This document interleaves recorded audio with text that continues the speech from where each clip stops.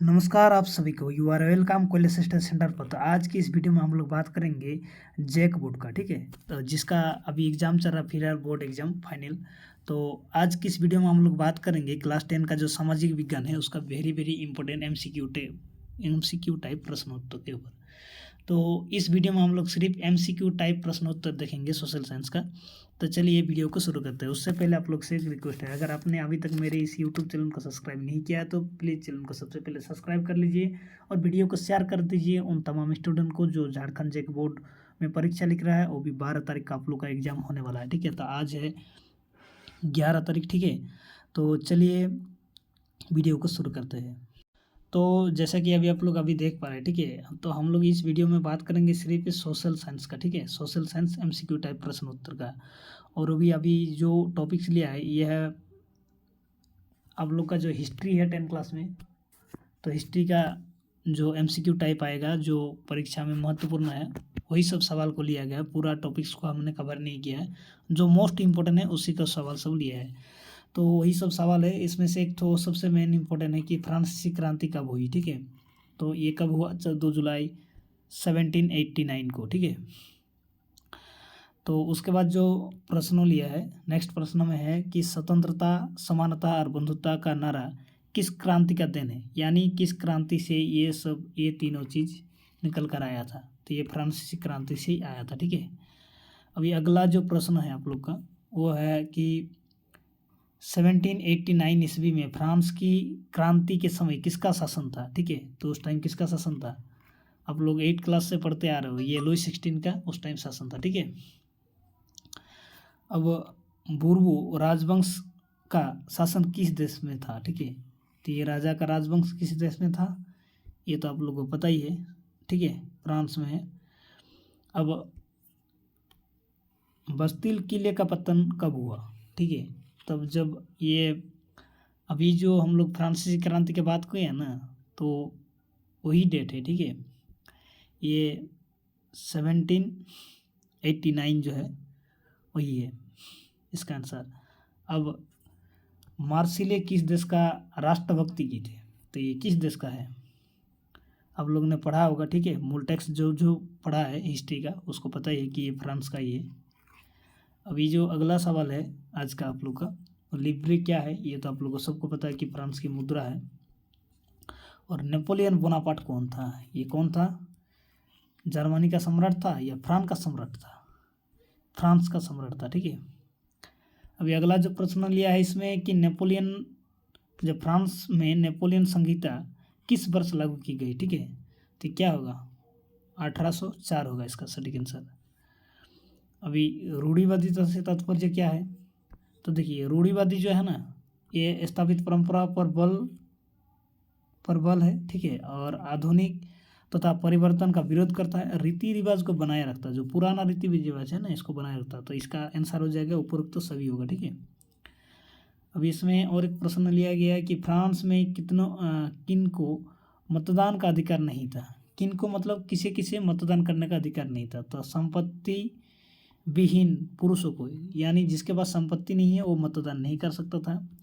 महिला को तो सुविधा था ही नहीं, ठीक है। तो ये क्या होगा? 1 और 2 दोनों होगा। अभी अगला जो सवाल है आप लोग का वो है कि मतदान के अधिकार को क्या कहा जाता है? तो ये क्या कहता है? मताधिकार कहा जाता है। अगला जो आज का इम्पोर्टेंट सवाल है उसमें से क्या है कि फ्रेडरिक सरयू कौन था? तो ये कौन था? ये था फ्रांसीसी पत्रकार था, ठीक है। पत्रकार नहीं, सॉरी, फ्रांसीसी चित्रकार था। अब फ्रेडरिक सरयू किस देश से संबंधित था? तो किस देश से था? ये फ्रांस का है, ठीक है। अभी अगला जो सवाल इम्पोर्टेंट है वो है कि फ्रांस की क्रांति का अग्रदूत किसे कहा जाता है, ठीक है। तो ये रूसो है, ठीक है। ये रूसो होगा इसका आंसर। बहुत ही इंपॉर्टेंट सवाल है। अगला जो इम्पोर्टेंट सवाल है कि ब्रिटेन, रूस, प्रसा और ऑस्ट्रिया जैसे यूरोपीय शक्तियों से निकलकर नेपोलियन को हरा दिया, ठीक है। तो ये कब हराया था? आप लोग का ये 2 नंबर का जो ऑप्शन है ये सही होगा। 1815 में, यानी 1815 में हराया गया था। तो बियान का संधि कब हुई थी? बियान का संधि आप लोग का जो है कब हुआ था? इसी में हुआ था, ठीक है, 1815 में जब हार गया था उसके बाद संधि हुआ। तो वियना सम्मेलन का आयोजन किस वर्ष हुआ था? तो वियना सम्मेलन का आयोजन उसी वर्ष हुआ था जब ये लोग संधि भी किया और हार गया था, उसी वर्ष हुआ था 1815 में। और मेटरनिक कौन था? ठीक है, तो ये मेटरनिक कौन था? ये तो ऑस्ट्रिया का चांसलर था, ठीक है। अगला जो प्रश्न लिया है कि फ्रांस में प्रथम विद्रोह कब हुआ? तो फ्रांस में प्रथम विद्रोह कब हुआ था? जुलाई 1830 को हुआ था, ठीक है, तो 1830 को हुआ था। अब अगला जो प्रश्न लिया गया कि 1848 में यूरोपीय देश में किसान मजदूर किन कारणों से विद्रोह कर रहे थे? किन कारणों से? गरीबी से, बेरोजगारी से, भूखमरी से। तो ये सभी है इसका आंसर, ठीक है। इस सभी कारण से युद्ध कर रहा था या विरोध कर रहा था। इटली के एकीकरण की रूपरेखा देने वाला क्रांतिकारी जोसेफ मैत्सिनी का जन्म कब और कहाँ हुआ था? ठीक है, तो इसका जन्म 1807 ईस्वी में हुआ था, जेनेवा में हुआ था। अब अगला प्रश्न है कि यंग इटली का स्थापना किसने की? ठीक है, तो इसका स्थापना किसने की है? तो मैत्सिनी ने किया था, ठीक है, इसका 2 नंबर सही रहेगा। अब इसका जो मैत्सिनी का प्रमुख लक्ष्य क्या है? ठीक है, तो इसका प्रमुख लक्ष्य क्या था कि इटली के एकीकरण, रूढ़िवादिता का विरोध और राजतंत्र की समाप्ति। तो ये तीनों था, ठीक है, तो इसका क्या होगा आंसर? ये सभी होगा आंसर इसका। अब अगला जो प्रश्न लिया गया है वो प्रश्न है कि इटली का एकीकरण कब पूरा हुआ? ठीक है, इटली का एकीकरण कब पूरा हुआ? कब पूरा हुआ था इटली का एकीकरण? तो इसका सही आंसर हो जाएगा आपका जो 1870 है इसमें हुआ था, ठीक है, पूरा हुआ था। अब अगला प्रश्न इसी में है कि आप लोग का इम्पोर्टेंट विषय है कि इटली के एकीकरण का आंदोलन का नेतृत्व किसने की थी? तो ये किसने की थी? इसका जो सटीक आंसर है, इसका सटीक आंसर जो 1 नंबर में है आप लोगों को दिख रहा है, ये है इसका सटीक आंसर। अब अगला जो है कि यूनियन को स्वतंत्र राष्ट्र कब घोषित किया गया? यूनान, ठीक है, जो अरब कंट्री के पास है यूनान देश, उसको स्वतंत्र घोषित कब किया गया था? तो ये 1832 को किया गया था। अब अगला प्रश्न है कि बिस्मार्क निम्न में से क्या था? तो ये क्या था?